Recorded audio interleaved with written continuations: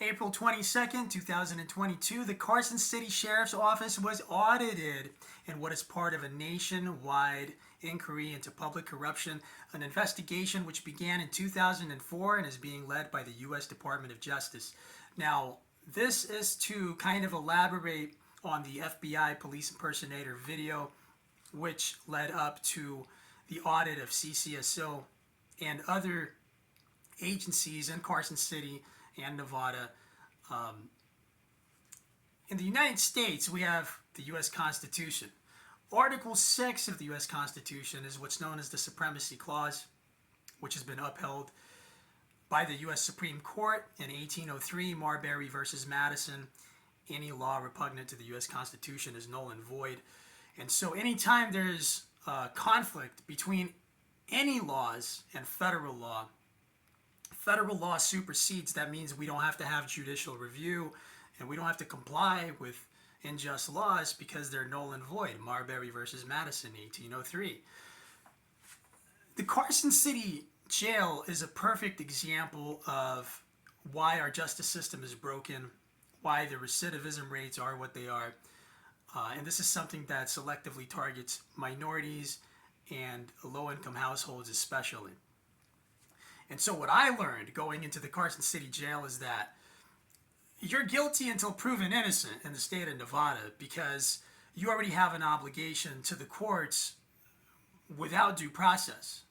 Okay, before you even go to court and are arraigned, you are already assumed to be guilty. You already have an obligation. And so let me just break this down for you guys. Upon arriving to the Carson City Jail, you're deprived of your property. Remember they towed that fake FBI agent's police interceptor? Okay, that was a deprivation of your right to property, right? Fourth and Fifth Amendment violation. So you're further deprived of your property when Carson City seizes your cash and then converts that cash into credits and that they put on a debit card. Now, in the state of Nevada, per Nevada law, you have to be a licensed money transmitter. There are no exemptions for any government agencies. The only exception is if you're a licensee of an agent, which CCSO is not. And they refuse to release those records. I made a public records request, but I have the resources to get that information in addition to public records. But I just wanted to see what they would say. So they don't want to tell us what's going on, but you're deprived of your property upon being booked into the Carson City Jail. So you can't pay them in cash, and they haven't done the pre-trial risk assessment yet to determine what your bail is, and I'll get to that in a moment. So they take your cash, convert it into credits, put it on a debit card, but you don't get that until upon release. Now, the pre-trial risk assessment factors in your criminal history, employment, residency, and such. And that is what's used to determine your bail or your bail amount. Now, that's an Eighth Amendment violation, as such deals with reasonable bail, because you're innocent until proven guilty, right? And so for a non-violent crime, right, petty crime or whatever, you go in on a misdemeanor, gross misdemeanor, whatever it is. They factored in a civil case I had, which was a juvenile delinquency case out of California, not even in Nevada. And so as per federal law or the Juvenile Delinquency Act, juveniles can't commit crimes. They commit juvenile delinquency acts, and that's the civil court module. Okay? That's not a criminal court, but that was used to factor in to the pretrial risk assessment. And then they even falsified information saying that I was unemployed. I had a part-time job as a security contractor, which was my cover, and then I had all the proof of my private investigations company and cybersecurity LLC based out of Wyoming and the District of Columbia, and they didn't want to take that into consideration either. And so, again, Eighth Amendment violation, right? As such deals with right to reasonable bail. And then that's something that's applied in a case by case basis. So they determine your bail in a very biased manner because this is something that especially affects those who are have-nots versus those who have. It definitely doesn't have any impact on public officials, right? So next we have the Carson City Sheriff's Office Telecommunications Systems. They have refused to provide any information as to who they contract with, who installed their telephone systems in their jail.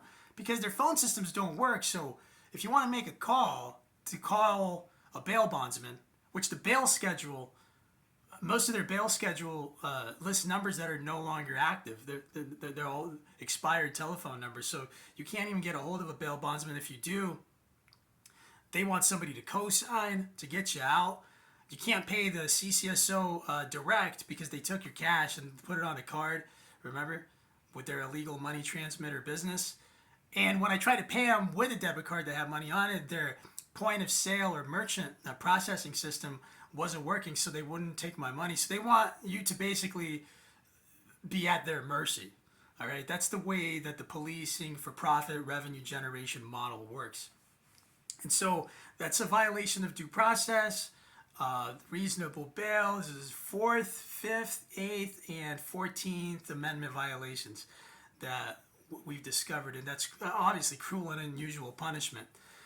Now, upon release from the Carson City Jail, you already have an obligation to the courts, to the Department of Alternative Sentencing.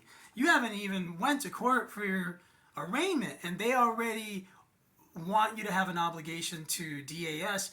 And so when you go, they give you a form to fill out. They want to know everything you have in your house. They want to know what your personal belongings are, because they're going to use that to determine how much money they can get out of you. So they want to know you have flat screen TVs, what electronics, what other belongings that you have. Again, violation of due process. Okay? You don't have any obligation to the justice system when you're innocent until proven guilty. But this is what they're doing. This is how they get people into the system, because these are people with ridiculous salaries and pensions. And to keep the gluttony going, to keep feeding their gluttony, which it's a form of obesity. That's a mental health issue with Nevada public officials.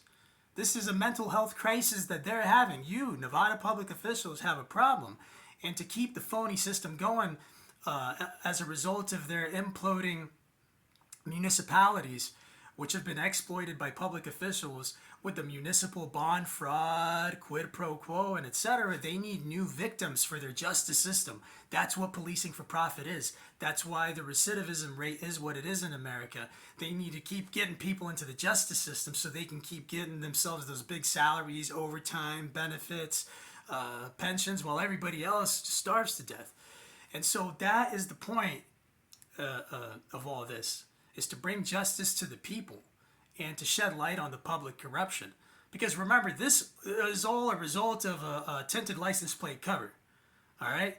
And then the red and blue lights that we're not displaying, per NRS, they can't even read their own laws. They said that those lights were somehow evidence that the subject was impersonating a police officer, which I never was. You could watch the video. The driver stated numerous times to the arresting officer that he's a security contractor. So they falsified their reports, and in one of the body cam videos, you'll notice that the officer that was backing the arresting officer who had initiated the traffic stop turned off his audio. So not only did they falsify their reports, they falsified even saying I was unemployed. Again, I already said that, but just to kind of reiterate and reinforce what I've been saying, these are people that were cutting their audio on their body cam because they don't want to incriminate themselves. All right, guys? And so with that being said, this is going on nationwide, and this is in municipalities that tout freedom, your Second Amendment, but where are all the other amendments, guys? Where are all the other amendments? You don't have them. Again, Article 6 of the Constitution is the supremacy clause that says anytime there's a conflict between any laws and federal law supersedes. This has been upheld. 1803, Marbury versus Madison, any law repugnant to the Constitution is null and void. So on that note, you don't have to comply with these types of municipalities. As far as I'm concerned, the judge, the district attorney who uses cocaine, okay, the sheriff, Kenny Furlong, all right, that issues CCWs to the public to keep getting reelected while all your real rights are being stripped away. You can arm yourselves all you want, but we have the power of the pen, and hopefully that registers with you, Kenneth Furlong, and Dan Coverly of DCSO, and all the rest of you people that have basically destroyed what was left of the United States Constitution. I live a good life. I am happy. I have a beautiful fiance and a house on the beach. And you can never take that away from me. All right? And so I know why you're disgruntled. I get it.